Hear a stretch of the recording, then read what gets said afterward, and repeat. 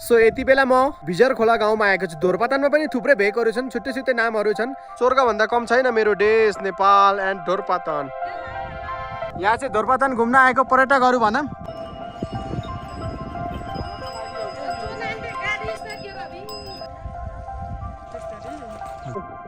पुगिसके। Wow. So hey guys, welcome back my new episode. के छ खबर? सच्चै आरामै हुनुहुन्छ? आई होप सबैजना आरामै हुनुहुन्छ। सो आज म आएको छु एकदमै ब्युटिफुल प्लेस ढोरपातानमा। तपाईँले मेरो पछाडि देखिसक्नुभयो होला। Check the south. अब यस पछाडि तपाईँलाई म देखाउने छु स्वर्ग, हाम्रो नेपालको सबैभन्दा ब्युटिफुल स्वर्ग देखाउने छु। Check the south. Check the south. Wow, beautiful place. So अब म अगाडि गएर तपाईँलाई फाँटमा र अन्य बजारहरूमा गएर पनि देखाउने छु। ल ढिला नगरौँ र भिडियो चाहिँ नाटिकन बस्नु होला, लास्टसम्म हेर्नु होला। एकदमै एडभेन्चर छ र अब ढिला गरेन म लागेँ है त भिडियोतर्फ। एकदमै बवाल भिडियो आउनेलाई छ ल। सो यति बेला म भिजर खोला गाउँमा आएको छु। ढोरपातानमा पनि थुप्रै भेकहरू छन्, छुट्टै छुट्टै नामहरू छन्। म चाहिँ एक्ज्याक्टली भिजर खोलामा आएको छु। सो यहाँबाट भ्यू ढोरपातानको एकदमै राम्रो देखिन्छ। Check the south. स्वर्गभन्दा कम छ त ल भन्नुहोस् त। स्वर्गभन्दा कम छैन मेरो देश नेपाल एन्ड ढोरपातान। सो यो त सुरुवात हो। अगाडि गएर मैले थुप्रै चिजहरू देखाउने छु तपाईँहरूलाई। फाइनली गाइस, म चाहिँ यति बेला ढोरपातानको चौर अर्थात् फाँटमा उतरिसकेको छु। एन्ड म तपाईँलाई फाँट देखाउँछु। यहाँतिर देख्न सक्नुहुन्छ भाइहरू घोडामाथि मजाले कुदिरहेको छन्। वाउ, यो पनि एकदम अमेजिङ हो। र सानो सानो यहाँ पानी पनि बगेको छ। वाउ, माथिदेखि आएको छ पानी र हामीलाई चाहिँ यहाँदेखि क्रस भएर जानुपर्छ। वाउ, जमानाको याद आयो। सो एकदमै बवाल ठाउँ छ।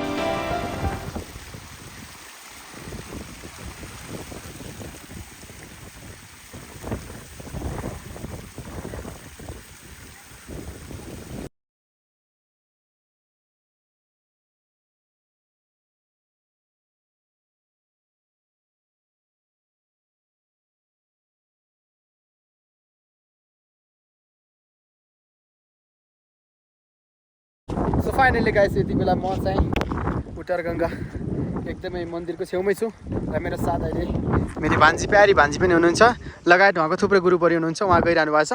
एन्ड अहिले चाहिँ म यहाँ चाहिँ यो तपाईँलाई अलिकति यसको जानकारी दिएँ। यो चाहिँ ढोरपातानको झेली और बाजा, यो आफै उत्पादन भएका चिजहरू हुन्। एकदमै विशाल यहाँ त्रिशुल पनि लागेको छ भोलेनाथको। यो चाहिँ एकदमै पुरानो घट्टा हो। पहिला यसमा चाहिँ घट्टा पिस्ने गर्थ्यो, अहिले पनि चल्छ अरे। सो अब चाहिँ हामी अगाडितिर फाँटतिर जानेछौँ। यहाँ चाहिँ यो पुलहरू चाहिँ यस्तो किसिमको छ। यो चाहिँ एकदम हिउँबाट उत्पादन भएका पानीहरू हुन्। बवाल छ। ल यतातिर पनि यस्तै छ, हेर्न सकिन्छ। आज चाहिँ कुहिरो लागेको छ माथितिर। आज माथितिरको भ्यू देखाउन पाइएन। र म घोडामाथि चढेको छु, देख्न सक्नुहुन्छ। यो चाहिँ घोडा। यहाँ चाहिँ हाम्रो भानिज, मुख खोलौँ न। भानिज हाम्रो आफ्नै घोडा भन्दा पनि हुन्छ यो चाहिँ, होइन। सो एकदम रमाइलो छ ठाउँ, थुप्रै घोडाहरू छन्। बट हामी चाहिँ एकदमै सहज घोडामा बसेको छु म। So very happy. ल है, हामी चाहिँ ढोरपातानमा घोडा चढाउनु होला है। त्यही त, हामी चाहिँ घोडा चढाउँछौँ। हेर्नु, ढोरपातान आएर घोडा सवारी। सो अहिले चाहिँ हाम्रो घोडा अलि रनिङ तानिरहेछ। बस्नु भएको छ, बस्नु, ढोरपातानको घाम ताप्नु, हावा खानु।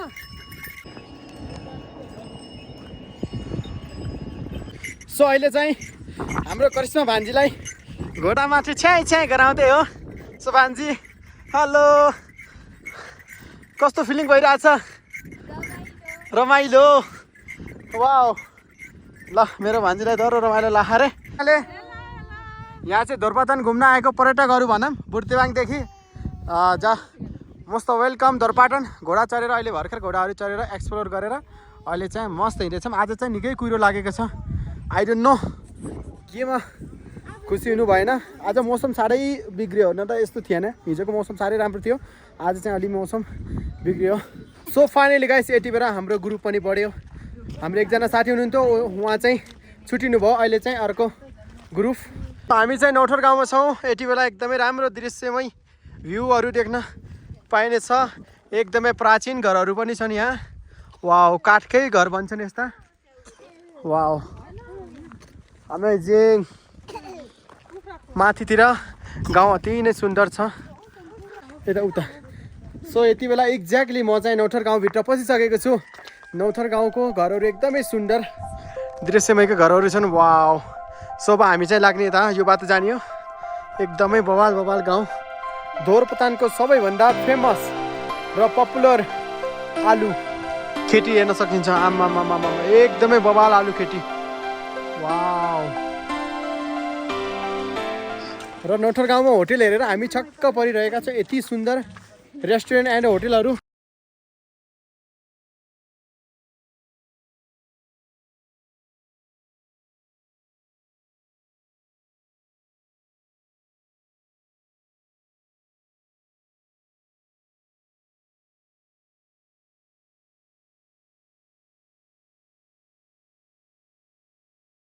सो अति सुन्दर यो गुम्बा होमहरू चक्रसाड। वाउ। हेलो हजुर, ओ बजानी। र हामी चाहिँ यहाँ अहिले अलिकति चाय पिनेको क्रममा, यहाँ तिब्बतियन चाय स्पेसल पिउनेको क्रममा रोकेको छौँ। सबभन्दा फर्स्टमा चाहिँ यो लोगो हेर्नुहोस्, एकदमै बवाल। Wow, unique unique. हाम्रो नेपालमा के छैन हेर्नु न। Wow, amazing. सो हाम्रा सम्पूर्ण साथीहरू चाहिँ यता पसिसक्नु भएको छ। यहाँ हामीलाई चाहिँ आलु चिप्स, लोकल आलु चिप्स देखाउने क्रममा हुनुहुन्छ। यो चाहिँ अर्ग्यानिक आलु चिप्स रहेछ। Wow, amazing.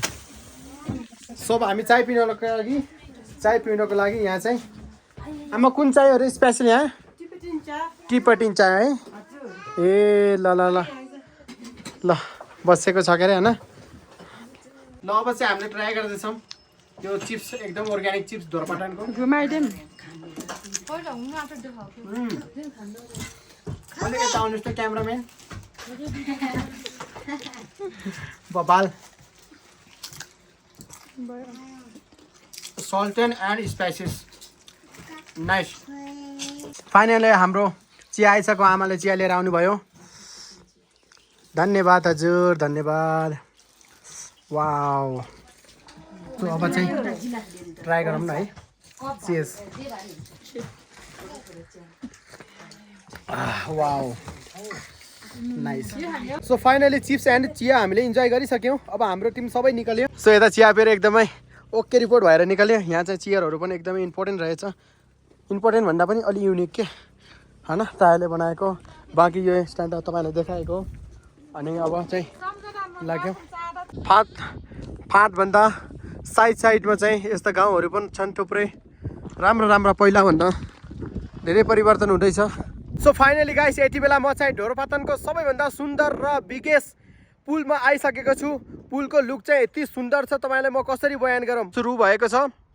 Wow, check the south, कति राम्रो पुल। वाउ, यो चाहिँ स्पेसल ढोरपाटनको पुल, बिगेस्ट पुल। वाउ, ब्युटिफुल रहेछ पुल। सो अब चाहिँ पुल एक्सप्लोर गर्नेछु म चाहिँ। गएर एकछिन पुलमा चढेर घुम्नु पर्यो।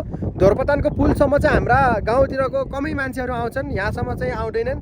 त्यो कारणले गर्दा जति पनि मेरो गाउँका मान्छेहरू हुनुहुन्छ, ढोरपाटनको पुल चाहिँ यस्तो किसिमको छ। तपाईँहरूलाई अलिकति नलेजको लागि, इनकेस तपाईँहरू ढोरपाटन आउनुभयो भने चाहिँ यो पुलमा घुम्न चाहिँ नछोड्नु होला। एकदमै सुन्दर पुल छ यो। तपाईँलाई यो पुलमा चढ्नु भयो भने निकै आनन्दित फिल हुनेछ। देन गाइस, अब चाहिँ मेरो पुलमा चढ्ने पालो। पुलमा जानको लागि चाहिँ यो बाइक साइक पनि जानको लागि होला। अलिकति यो प्लेन टाइपको बनाएको छ। वाउ,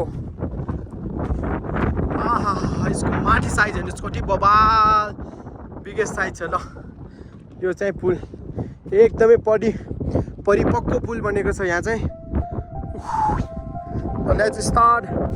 ल है साथी हो, म त ढोरपाटनको पुलमा चढिसकेको छु र त्यो पुलदेखि पारितिरको गाउँ यति सुन्दर दृश्य देखिरहेको छ, यति राम्रो देखिएको छ। एक्चुअली यहाँ अलिकति हावा चलेको छ, त्यो कारणले गर्दा साइज साउन्ड अलिकति झर्झर आएको होला, प्लिज यति त कम्प्रोमाइज गरिदिनु होला ल।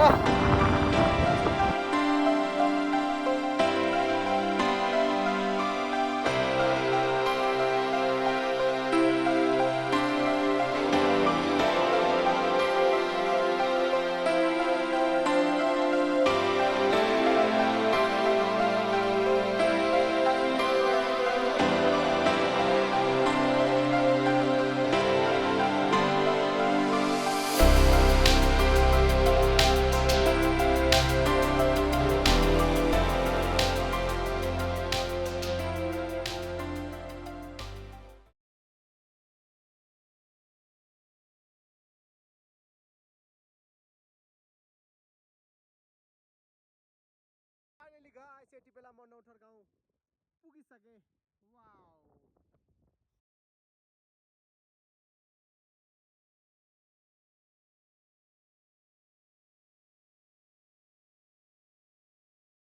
सो म चाहिँ यति बेला नौथर गाउँतिर लागेको छु। नौथर गाउँ एकदमै सुन्दर छ, त्यही भएर यहाँ चाहिँ बाटोमा यताउता साङ्गाला लागेको रहेछ। हामी चाहिँ यस्तै बाटोमा गिर्खिले बाटो छ, उतातिर पक्का बाटो छन त थियो, तर हामी अलिकति सर्टकट बाटो जाऊँ भनेर यो चाहिँ सर्टकट बाटो। यता घरहरू थुप्रै रहेछ माथितिर।